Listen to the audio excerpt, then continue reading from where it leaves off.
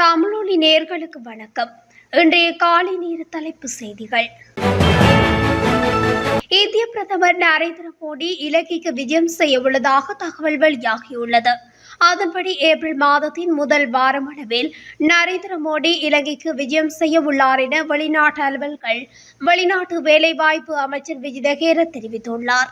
குறித்த விஜயத்தின் போது இரு நாடுகளுக்கும் இடையே பல புதிய ஒப்பந்தங்கள் கையெழுத்திட திட்டமிடப்பட்டுள்ளதாகவும் விஜித ஹேரத் குறிப்பிட்டார்.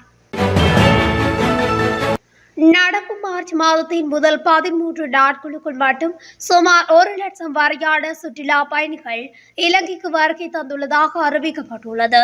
அதன் பிரகாரம் கடந்த 13ஆம் தேதி வரையான காலப்பகுதிக்குள் 97,322 பேர் இலங்கைக்கு வருகை தந்துள்ளனர்.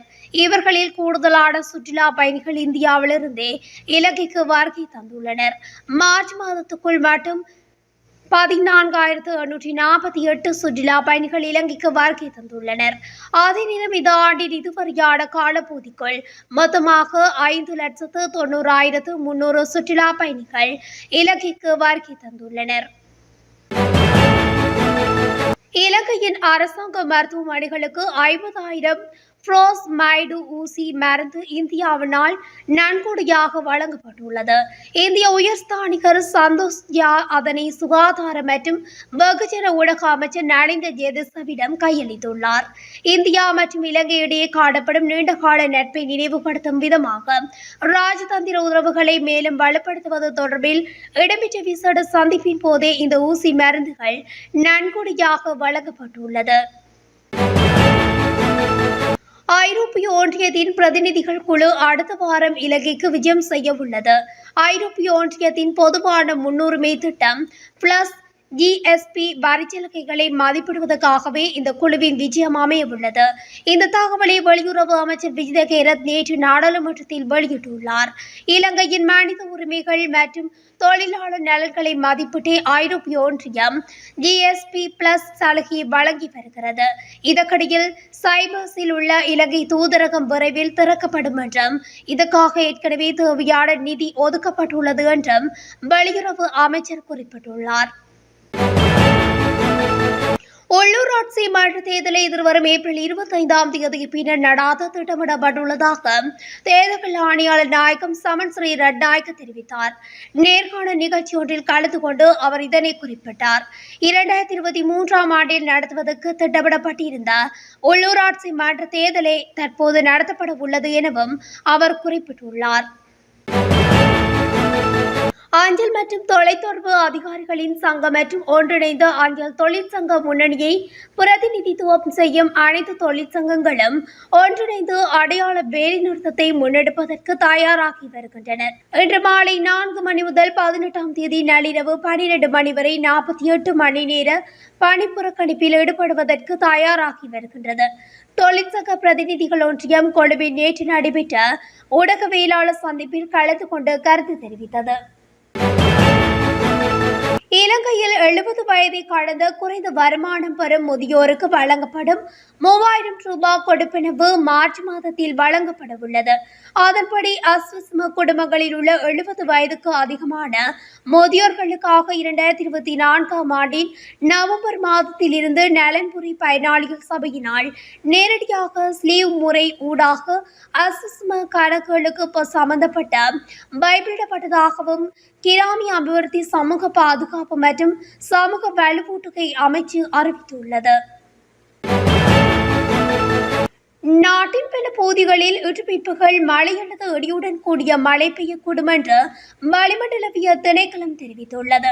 கிழக்கு ஊவா மற்றும் மத்திய மாகாணங்களில் காலை வேளையில் மழை அல்லது இடியுடன் கூடிய மழை பெய்யக்கூடும் என அந்த திணைக்களம் அறிவித்துள்ளது. மேற்கு சப்ரகமுவ மத்திய மற்றும் தென் மாகாணங்களில் சில இடங்களில் 75 மில்லிமீட்டருக்கும் அதிகமான மழை பெய்யக்கூடும் என்று வளிமண்டலவியல் திணைக்களம் தெரிவித்துள்ளது. நுகேகுடி பகுதியில் 2 பாடசாலை மாணவர்களுக்கு இடையில் ஏற்பட்ட தாக்குதலில் இருவரும் காயமடைந்துள்ளனர்.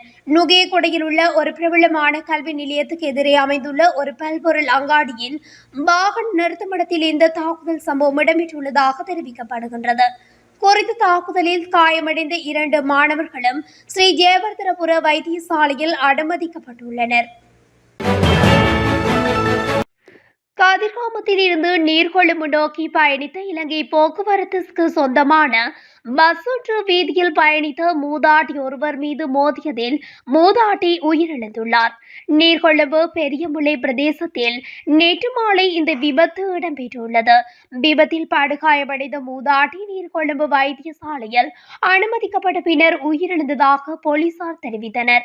உயிரிழந்தவர் நீர்கொழும்பு பிரதேசத்தைச் சேர்ந்த 74 வயதுடைய மூதாட்டி ஒருவர் என போலீசார் தெரிவித்தனர். கொழும்பு நுகேகொட பகுதியில் பாதசாரிகள் கடவையில் விழுந்து காயமடைந்த ஒருவர் மருத்துவமனையில் அனுமதிக்கப்பட்ட பின்னர் உயிரிழந்துள்ளார். கொகிவெள மல்வத்து வீதி பகுதியில் மாணவனை கூறிய ஆயுதத்தை காட்டி மிரட்டி 3000 ரூபாய் பணம் கேட்டு மிரட்டியதாக போலீசார் தெரிவித்தனர். அந்த நபரால் அச்சமடைந்த மாணவன் பணத்தை கொடுத்துவிட்டு சத்தமாக கூச்சலிட்டுள்ளார். சம்பவ இடத்துக்கு அருகில் இருந்த பலர் ஒன்று கூடிய நிலையில் குறித்த நபர் பணத்தை வீசிவிட்டு தப்பி சென்றுள்ளார். இதன்போது அவர் உயிரிழந்திருக்கலாம் என போலீசார் சந்தேகம் வெளியிட்டுள்ளனர். எனினும் உயிரிழந்த நபரின் தலையில் வெட்டு காயங்களுடன் நலந்திராம வீதி பகுதியின் நடைபாதையில் கிடந்தார். மருத்துவமனையில் அனுமதிக்கப்பட்ட பின்னர் அவர் உயிரிழந்துள்ளார். எனினும் அந்த நபரின் அடையாளம் இன்னும் உறுதிப்படுத்தப்படவில்லை. 40க்கும் மேற்பட்ட நாடுகளைச் சேர்ந்தவர்களுக்கு இலங்கை வருவதற்கான இலவச விசா வசதி விரைவில் அறிமுகப்படுத்தப்படும் என்று அமைச்சர் விஜிதகேரத் அறிவித்துள்ளார். வரவு செலவு திட்டத்தின் குழுநிலை விவாதத்தில் நேற்று கலந்து கொண்டு உரையாற்றும் போது அவர் இதனை தெரிவித்துள்ளார்.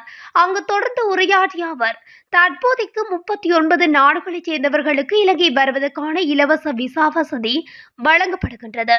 அந்த பட்டியலில் இன்னும் சில நாடுகளை உள்ளடக்கும் வகையில் திருத்தங்களை மேற்கொண்டுள்ளோம். குறித்த பட்டியல் இறுதி செய்யப்பட்டவுடன் வரவு செலவு திட்டம் நிறைவடைய முன்னர் நாடாளுமன்றத்தில் அதனை சமர்ப்பிக்க உள்ளோம் என்றும் அமைச்சர் விஜிதகேரத் தொடர்ந்தும் அறிவித்துள்ளார். மட்டக்களப்பு சந்திவெளி மொரக்கொட்டாஞ்சேனை காட்டை அண்டிய பகுதியில் வீசப்பட்ட நிலையில் ஆண் சிசுவின் சடலம் நேற்று காலையில் மீட்டுள்ளதாக போலீசார் தெரிவித்தனர். நேற்று காலை 9 மணியளவில் சடலம் ஒன்று இருப்பதை கண்டு பொதுமக்கள் போலீசாருக்கு தெரிவித்தனர். சந்திவெளி போலீஸ் நிலையத்தில் இருந்து சுமார் 3 கிலோமீட்டர் தூரம் கொண்ட மொரக்கொட்டாஞ்சேனை காட்டை அண்டிய பகுதியில் சிசுவின் சடலம் மீட்கப்பட்டுள்ளது. போலீசார் சிசுவின் சடலத்தை மீட்டு பிரேத பரிசோதனைக்கு வைத்தியசாலையில் ஒப்படைப்பதற்கான நடவடிக்கையில் ஈடுபட்டு வருகின்றனர். சடலமாக மீட்கப்பட்ட சிசு நேற்று பிறந்துள்ளதாகவும் சிசுவை பெற்றெடுத்து வீசிய பெண்ணை தேடி வருவதாகவும் தெரிவித்த போலீசார் சம்பவம் தொடர்பில் மேலதிக விசாரணைகளை சந்திவெளி போலீசார் மேற்கொண்டு வருகின்றனர்.